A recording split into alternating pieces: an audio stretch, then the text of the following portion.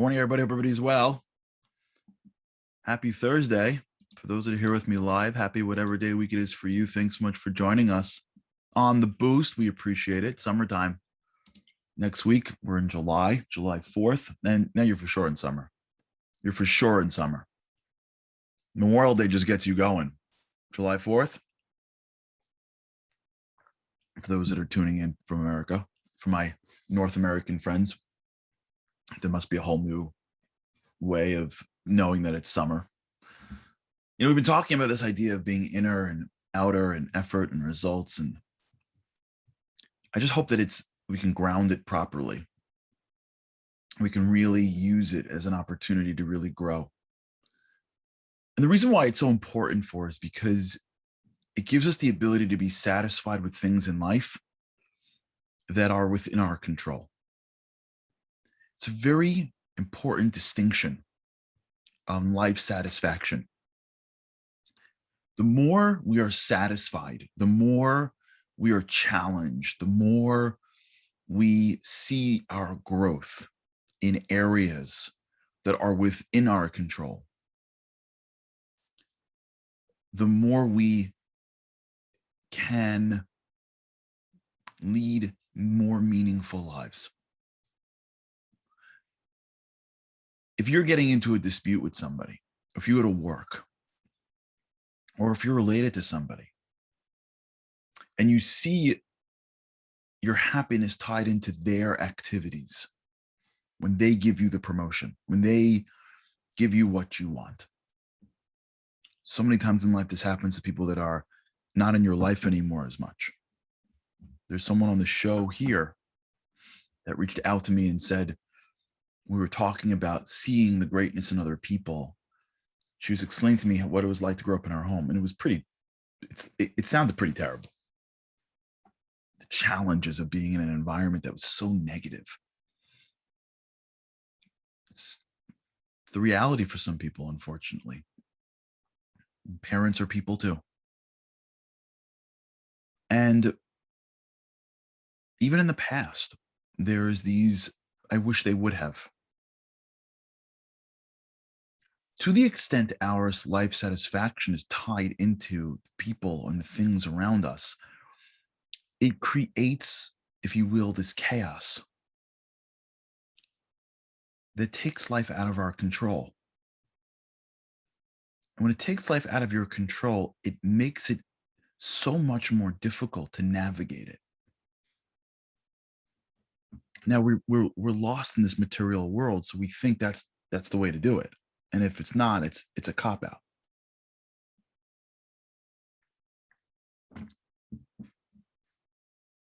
But if it's anything but. I told you about the book that I was reading about the Olympic athletes. How many of them are like, they win golds or silvers or bronzes, or they don't even medal, but they're fourth, and like on the outside, they're like have everything. They're young, they're fit. The world knows their name. They're on the top of the world, and inside they're broken. They're broken because the result outside of them was so critical that when they didn't achieve their result, or even when they did, their internal mechanisms didn't know how to process it. So the athlete that won feels like his only value in this world is being an athlete. No one cared about him. And the athlete that lost felt like they were totally devalued because nobody saw anything but the fact that they placed 0.4 of a second behind the first place winner.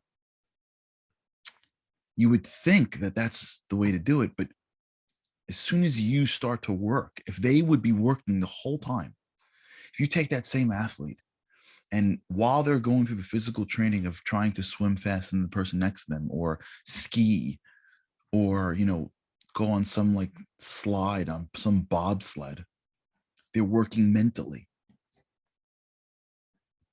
on appreciating their efforts and being grateful for the fact that they're there and seeing the value in themselves beyond what they accomplish.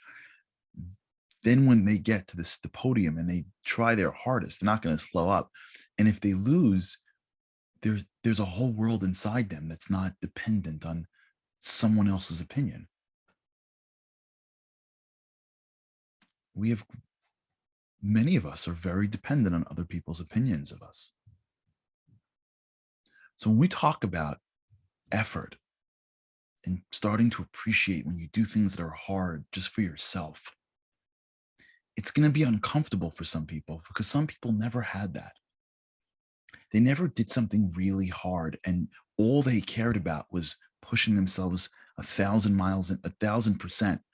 And and then when it was done, deliberately didn't share it with other people in order to start to create a world where they would be proud of themselves. They didn't need someone else to pat them on the back when they were done. That's what we're talking about here. For some people, it's going to be totally brand new. Wait, you mean I should like hold back from saying that thing or work really hard to overcome that fear or push myself to do that thing that I've never had to do before? And then I did it. And I didn't even share all of it, maybe a little bit, but all of it with other people. I just kept it inside. Why am I doing this for? It sounds crazy. You could share it with other people, but you take things that you do because you're pushing yourself to overcome your issues and you're learning how to reap the satisfaction from that. You mean I have to slow down at the end of my day and do a review? I'm too tired at the end of my day. And every second that I'm up, I got to keep myself entertained. So when I'm done working, I got to check and watch and do until I fall asleep in bed. You mean I got to like sit up before I'm done? What am I meditating now? Am I sitting up and doing what? Sitting up with me with a cup of coffee, let's say, and going back over my day in my head and shining my internal light on the moments that I overcame some internal challenge. I didn't eat that thing that I shouldn't have eaten, and it was on the table. It was on the conference room table, and I could have put my hand on it, and I didn't. Do you mean at the end of my day, I should remember that and be satisfied with myself? Who has time for that? Who has time for that? I'm on a hamster wheel. If I stop running, I fall off. I'm on a treadmill. No? Who has time?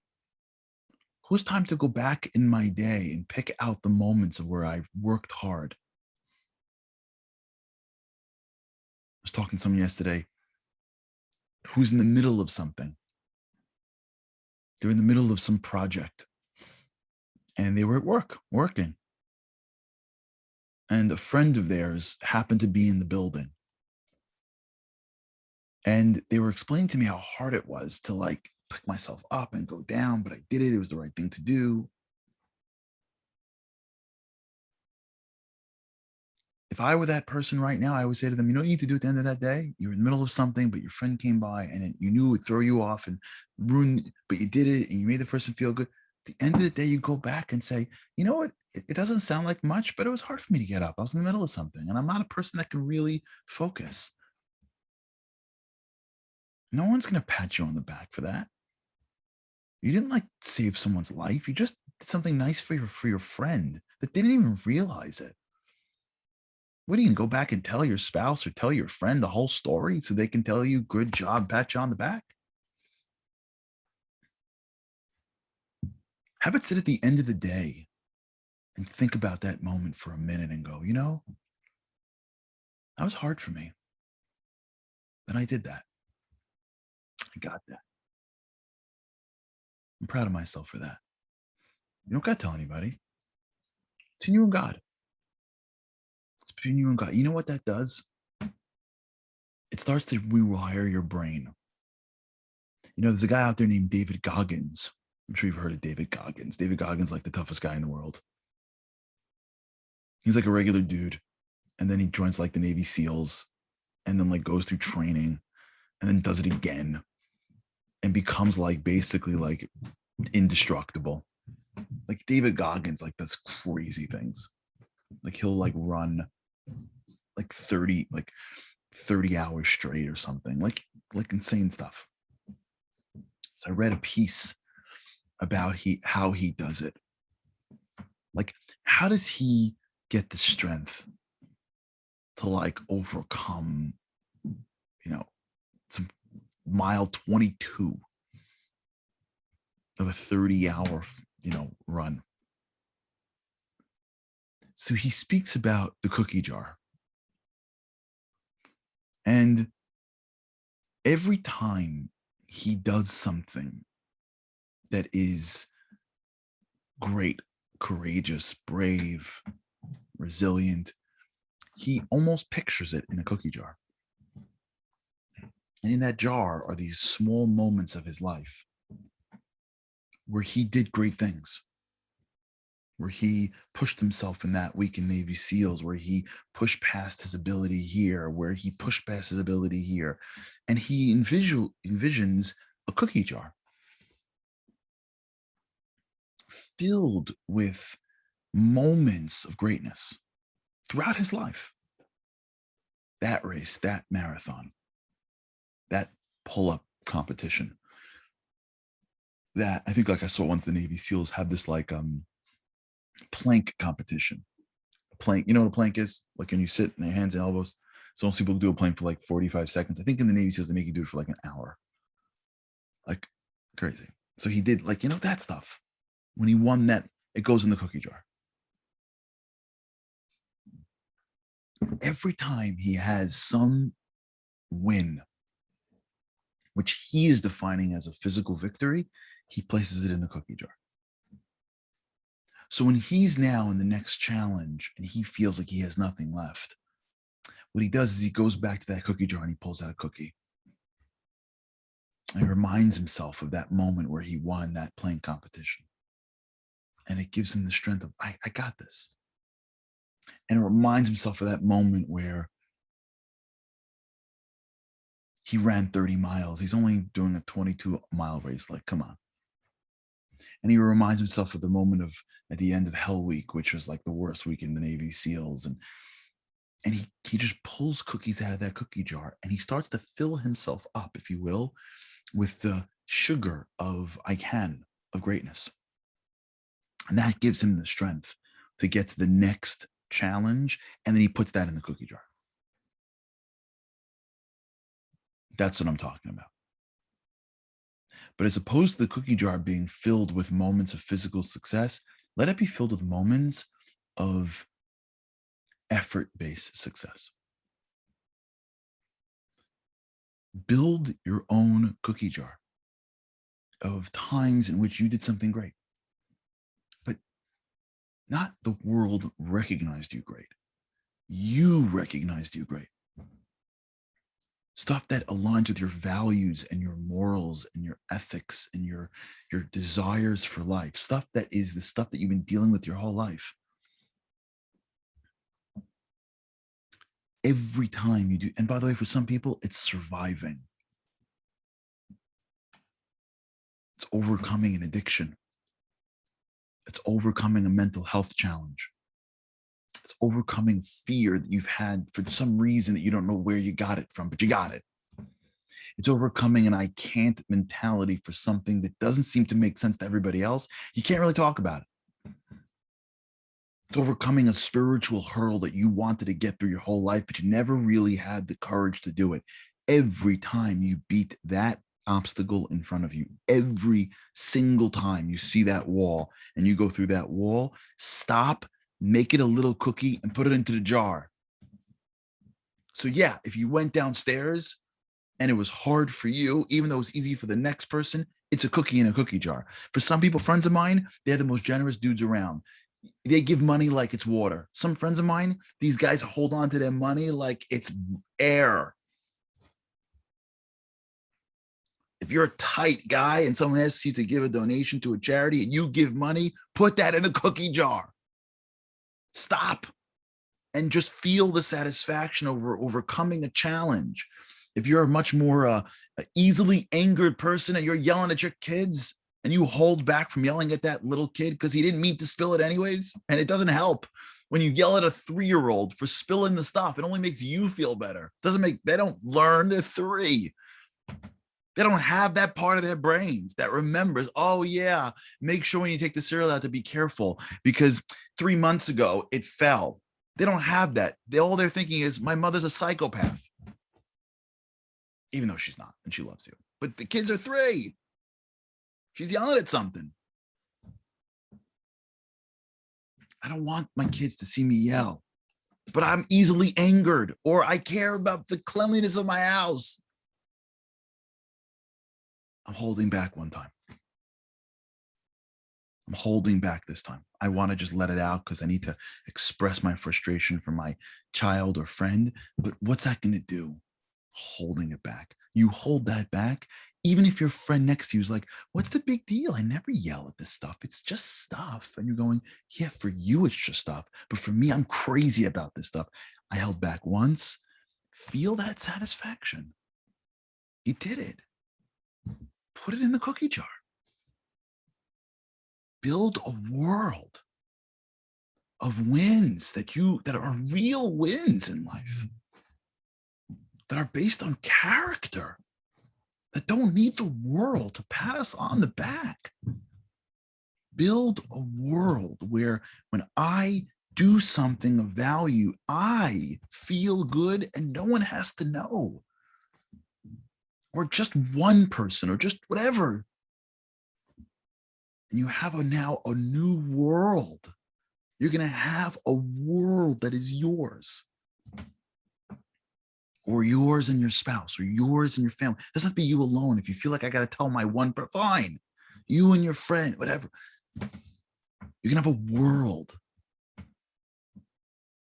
So when you're in a situation and you're going to lose in the race of life, but you're going to win in the race of being a great person, you opt naturally to lose in that outdoor race and to win in the inner race. And you feel good about it. That's how we become great. That's how we become great.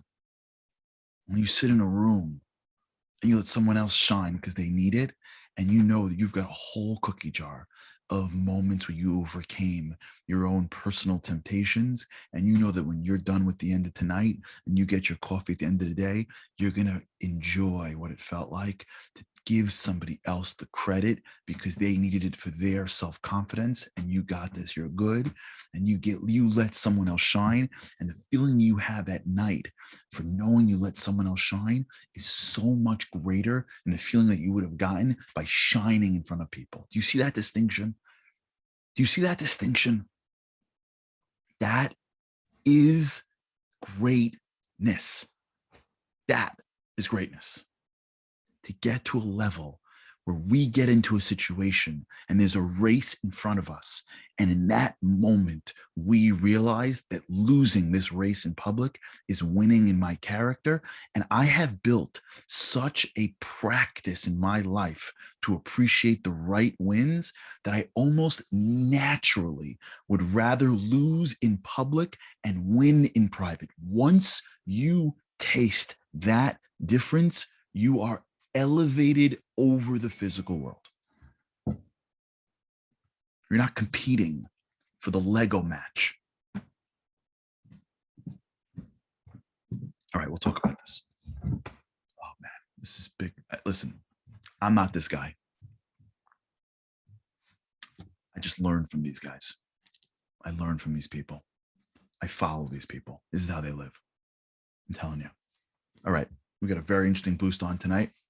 For those interested, I'm interviewing a guy named Tuvia Singer on missionaries. Fascinating. Okay, everybody, have an amazing day. And with God's help, I cannot wait to see you again mañana. Have a great day.